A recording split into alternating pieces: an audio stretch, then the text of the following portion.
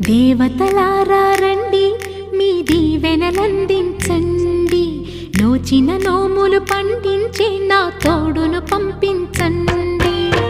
కలలో ఇలలో ఏ కన్నెకి ఇలాంటి పతిరాడనిపించే వరుణ్ణే వరముగా ఇవ్వండి. కని విని ఎరుగని వేడుకతో వివాహ